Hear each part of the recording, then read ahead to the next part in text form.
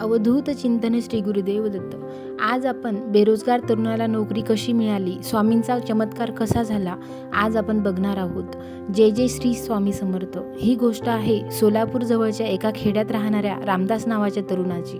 तो शिक्षणात हुशार होता, पण अनेक वर्ष प्रयत्न करूनही त्याला कुठेही चांगली नोकरी मिळत नव्हती. मुलाखतीला जाताच त्याला नकार दिला जात असे. हळूहळू तो खचू लागला, स्वतःवरचा विश्वास हरवू लागला. एक दिवस त्याच्या मावशीने त्याला अक्कलकोटला श्री स्वामी समर्थांच्या दर्शनाला नेलं. तिथे दर्शन घेतानाच त्याने मनोभावे प्रार्थना केली, स्वामी मला वाट दिसत नाही, माझ्या हाताला काम द्या, श्रद्धा ठेवून येतोय, मला यश द्या.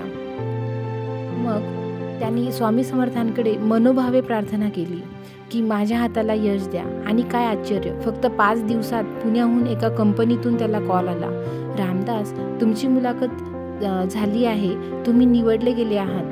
तो स्वतः चकित झाला, कारण ही तीच कंपनी होती जिथे त्याला आधी नकार मिळालेला होता. पण आता ती कंपनी स्वतःहून त्यांना बोलवत होती. त्यांच्या डोक्यात एकच नाव घुमत होतं, स्वामी समर्थ. जय जय श्री स्वामी समर्थ.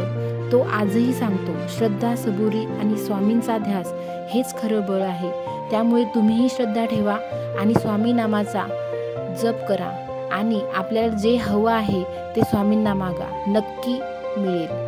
जय जय श्री स्वामी समर्थ.